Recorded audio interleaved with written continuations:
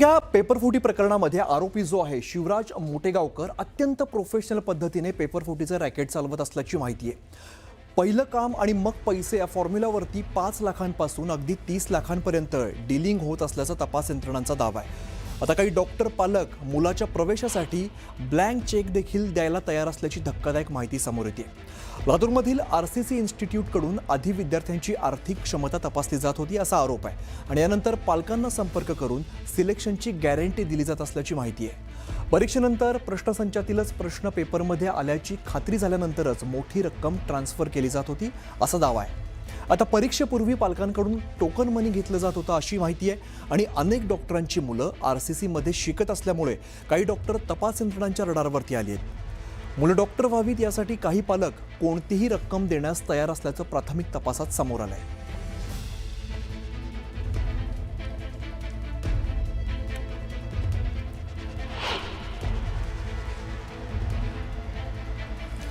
आता मोटेगावकर नेमकं रॅकेट कसं चालवत होता आपण यावरती नजर टाकूया। पहिलं काम आणि मग पैसे या फॉर्म्युलावरती त्याचं डीलिंग चालत होतं। 5 लाखांपासून अगदी 30 लाखांपर्यंत हे डीलिंग होत असल्याची माहिती आहे किंवा तपासातून तशा बाबी समोर येत आहेत। दरम्यान मुलांच्या प्रवेशासाठी डॉक्टर पालक ब्लँक चेक देखील द्यायला तयार होते असं तपासातून उघड होत आहे। यानंतर आरसीसी इन्स्टिट्यूट आधी तपासणी करायची की या विद्यार्थ्याची नेमकी आर्थिक क्षमता कशी आहे आणि त्या पद्धतीने तिथून पुढचं काम चालायचं किंवा तशा पद्धतीचं डीलिंग केलं जायचं। यानंतर पालकांना संपर्क साधत सिलेक्शनची गॅरंटी सुद्धा दिली जात होती। प्रश्नसंचातील प्रश्न पेपरमध्ये आल्याच्या खात्रीनंतरच रक्कम जी आहे ती वर्ग केली जायची। परीक्षेपूर्वी पालकांकडून टोकन मनी घेतलं जायचं आणि त्यानंतर या सगळ्या कामाला सुरुवात व्हायची। तर मुलं डॉक्टर व्हावीत यासाठी पालक रक्कम देण्यास देखील तयार होत होते।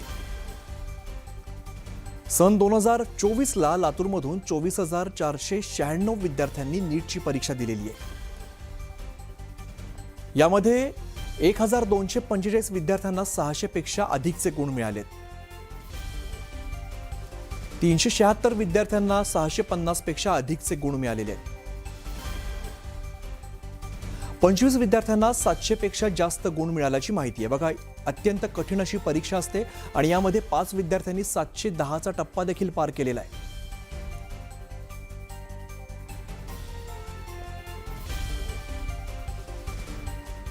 पुढची मोठी बातमी आपण बघणार आहोत। अखेर महामंडळाचं पक्षनिहाय वाटप आणि नियुक्तांना मुहूर्त सापडलेला आहे।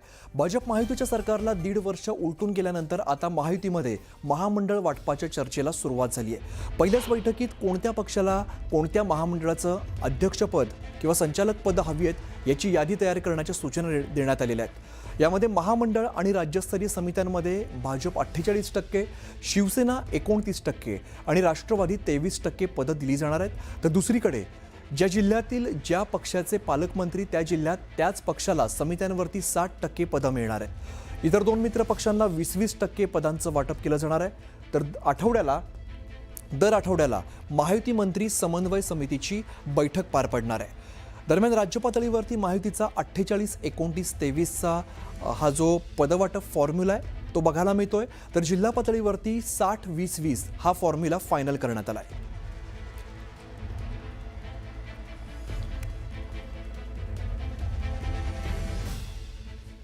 आजच्या दिवसातली आणखीन एक मोठी बातमी आपण बघणार आहोत। 2008 साली रेल्वे भरतीच्या वेळेला मनसेने आंदोलन केलेलं होतं आणि या प्रकरणामध्ये कोर्टाकडून मनसे अध्यक्ष राज ठाकरेंची निर्दोष मुक्तता करण्यात आली आहे। चिथावणीखोर वक्तव्याच्या आरोपातून राज ठाकरेंनी निर्दोष त्यांची मुक्तता ठाणे कोर्टानं केली आहे। कल्याणमध्ये रेल्वे भरती करता आलेल्या परप्रांतीय विद्यार्थ्यांना मारहाण करण्यात आली होती। 2008 साली करण्यात आलेल्या मारहाण प्रकरणी कोर्टानं हा निकाल दिलाय।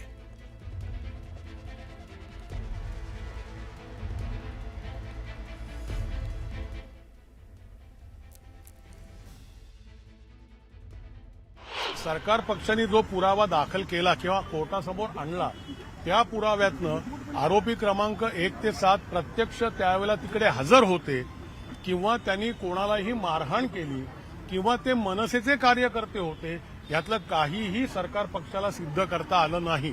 आणि सगळ्यात महत्वाचं म्हणजे परप्रांतातनं विद्यार्थी परीक्षेकरता आले होते याचाही कोणताही पुरावा सरकार पक्षाला देता आलेला नाहीये।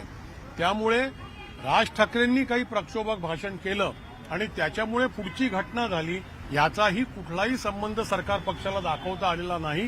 या सगळ्या कारणांमुळे सगळ्या आरोपींना निर्दोष सोडलेला आहे.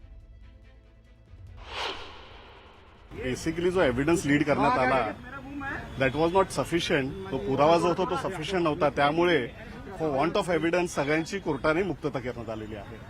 त्याच्यामध्ये सीडी पण सीज केलेली, पण जो 65B एव्हिडन्स ऍक्ट प्रमाणे जो सर्टिफिकेट पाहिजे ती प्रॉसिक्युशनने प्रोड्यूस न केल्यामुळे आणि सफिशियंट एव्हिडन्स नसल्यामुळे कोर्टाने सर्व आरोपींना अक्विट करण्यात आलेला आहे.